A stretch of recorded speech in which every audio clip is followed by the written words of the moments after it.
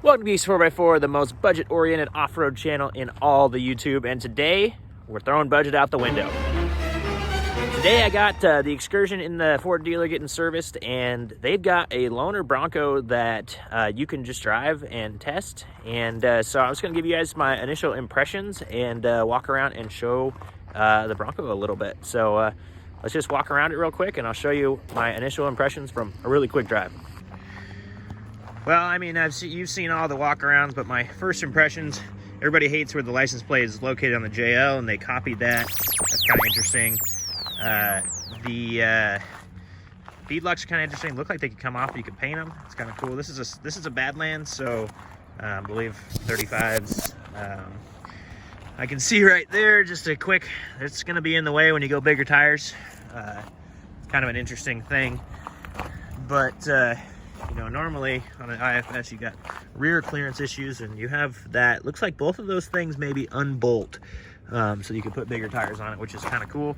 This has got the little motor, so it sounds like a little go-kart, and it needs RPM, so it just shifts. Every time you hit the gas pedal to go somewhere, it's going to shift, so it's kind of interesting.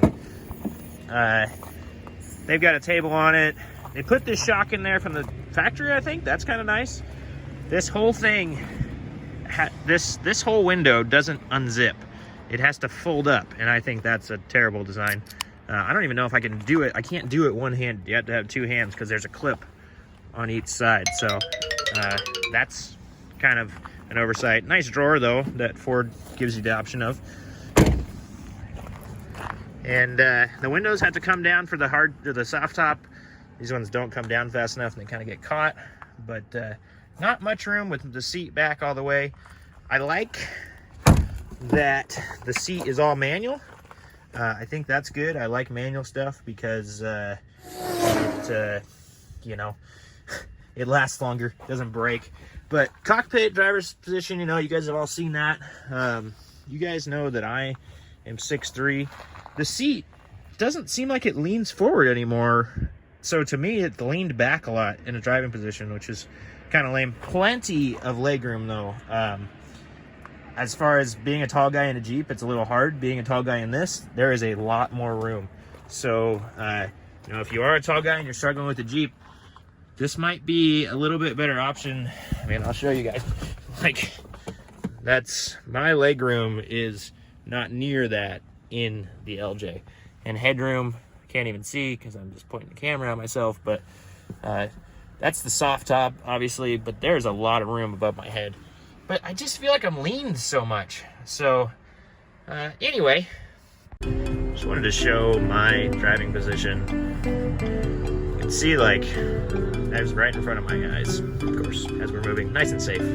But you can see the edges of the hood and stuff. It's kind of nice, there's corner markers and stuff, but can't really see much in front of it. You can see all the corners, you can't see anything off to the edge like that. And I've taken it down the highway now, you know. I don't know if it drives all that much better as far as ride quality and twitchiness and stuff of my Jeep. Not exactly sure if I'm just being hard on it or what, but I don't know. I think I'll be keeping the LJ. Why does it tell me to check if there's people in the rear seat? So those are my quick initial impressions. I don't know if you can hear the motor. Don't mind my hand running, but it sounds like a little diesel almost, this 4-cylinder. But you know, it's got some good up and go. Like I said, it needs to shift. So whatever I think it's an 8-speed in this thing. It needs to be in the right gear at all times. The room in here is what I'm saying. So you're sitting like on top of the steering wheel right now, the phone is. And like I can have my arm all the way stretched out, and I can't really do that in a Wrangler with stock seating position. So that's pretty nice. Shifter, you know, in a pretty good spot. My arm sits right here.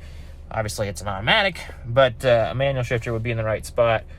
All the spin knobs and stuff are a little interesting. But luckily there is a gear shifter. You don't have a spin dial for the gears. So anyway, I thought it was cool that my Ford dealer had a Bronco for people to test drive and not just sold one on the lot.